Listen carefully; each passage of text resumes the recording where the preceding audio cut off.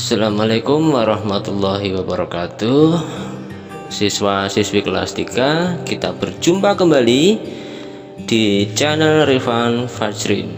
Kali ini kita akan lanjutkan pembahasan soal latihan di buku teks tematik terpadu 3C, tema 3, benda di sekitarku. Jangan lupa berdoa sebelum belajar.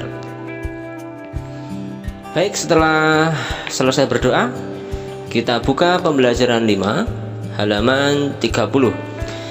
Kita akan membahas bersama-sama soal latihan yang ada di halaman 31 ya. Ada 5 soal. Soal yang pertama, sebutkan keutamaan bahan kaca.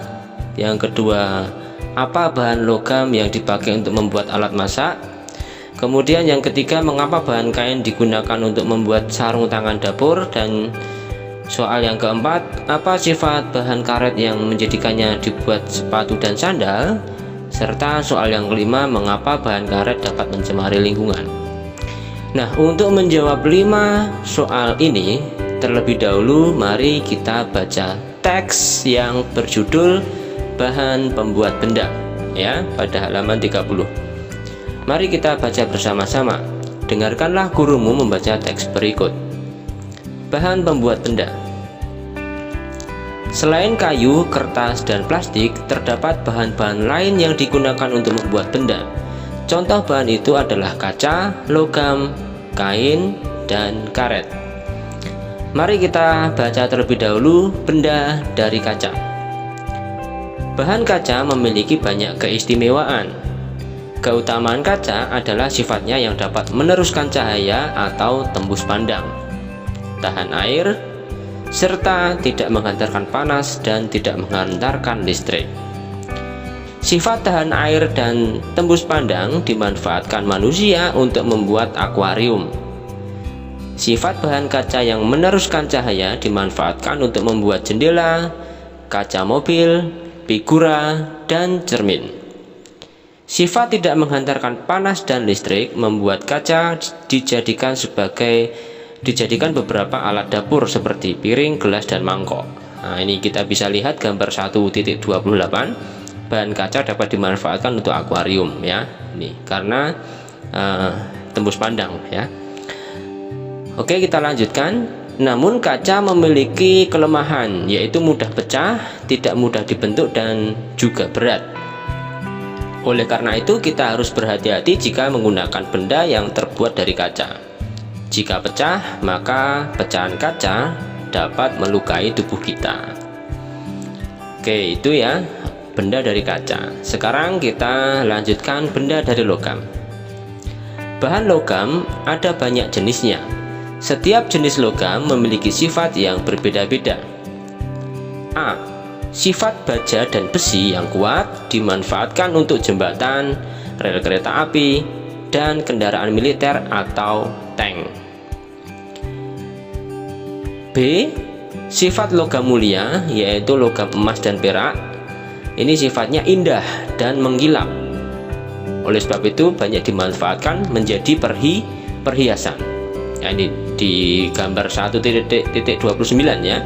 Logam mulia seperti emas memiliki harga yang mahal. Nah, kemudian yang C, sifat aluminium yang mudah menghantarkan panas dimanfaatkan untuk membuat alat masak, misalnya adalah panci. Kemudian sifat logam yang lain, sifat tembaga yang menghantarkan listrik dimanfaatkan sebagai bahan kabel listrik. Kemudian sifat aluminium yang ringan dimanfaatkan untuk badan pesawat terbang. Nah, jadi aluminium ini sifatnya adalah ringan, kemudian selain itu mudah menghantarkan panas ya, sehingga digunakan untuk membuat beberapa peralatan masak seperti panci ya. Kemudian kelemahan logam ini juga berbeda-beda. Misalnya ada sebagian logam yang mudah berkarat. Nah, ini ya. Oleh sebab itu kita sering menjumpai besi yang berkarat. Oke, kita lanjutkan. Bagaimana kalau benda dari kain ya? Kain adalah bahan dari pakaian yang kita kenakan. Sifat kain itu ringan, mudah dibentuk, dan mudah dirapikan. sehingga memudahkan manusia membuat beragam pakaian.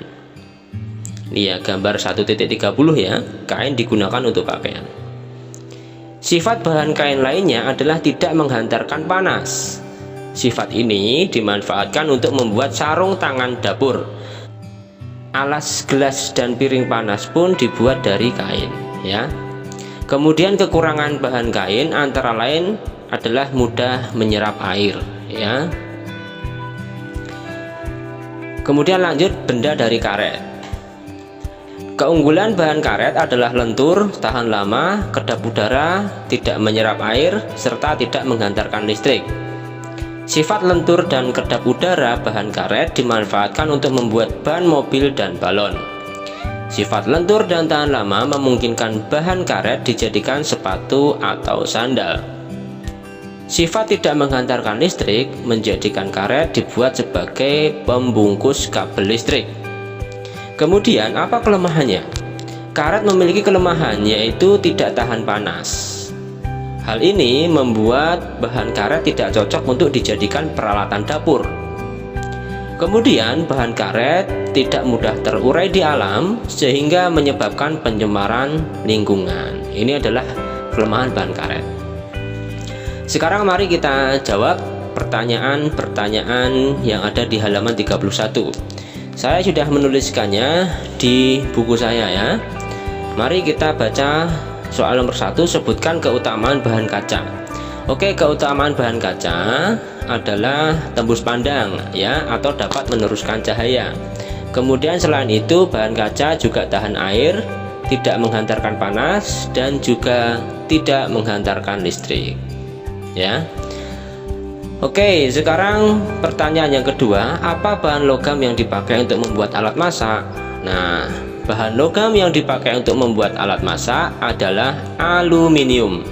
Ya, mengapa? Karena sifatnya mudah menghantarkan panas. Inilah mengapa aluminium ini banyak digunakan untuk membuat alat masak seperti panci tadi ya. Lanjut ke nomor 3, mengapa bahan kain digunakan untuk membuat sarung tangan dapur? Nah, karena sifat bahan kain yang tidak menghantarkan panas ya. Oleh sebab itu kita banyak menggunakan sarung tangan kain ya, untuk misalnya mengangkat panci ya yang berisi air yang mendidih ya. Kita gunakan sarung tangan kain ya, agar tidak terasa panas. Kalau tidak ada sarung tangan kain ya, biasanya kita gunakan kain biasa ya, atau yang biasa disebut dengan gombal ya, supaya tidak panas ketika mengangkat panci berisi air mendidih tersebut atau berisi sayur ya yang baru saja dimasak. Oke, sekarang yang nomor 4, apa sifat bahan karet yang menjadikannya dibuat sepatu dan sandal? Nah, sifat bahan karet yang lentur dan tahan lama. Nah, coba bayangkan seandainya sepatu kita terbuat dari besi ya, tentu saja karena besi itu menghantarkan panas, maka di kaki kita akan terasa panas. Nah, tetapi kalau dengan bahan karet ya, ini lentur ya, tidak tahan dan juga tahan lama. Nah, ini maka banyak digunakan untuk bahan sepatu dan sandal ya. Kalau dari besi, nah, kaki kita bisa lecet ya. Oke. Sekarang yang nomor 5, mengapa bahan karet dapat mencemari lingkungan? Nah, karena bahan karet itu sama seperti plastik ya, yaitu tidak mudah terurai di alam. Nah, oleh sebab itu karet itu bisa mencemari lingkungan atau mencemari tanah ya, bisa menyebabkan tanah berkurang kesuburannya. Nah, itu ya. Ini demikian pembahasan kita untuk latihan pada halaman 31. Mudah-mudahan bermanfaat ya, mudah-mudahan bisa dipahami. Sampai jumpa lagi di video pembahasan yang berikutnya. Jangan lupa berdoa setelah selesai belajar, mudah-mudahan kita mendapatkan ilmu yang bermanfaat. Sampai jumpa. Assalamualaikum warahmatullahi wabarakatuh.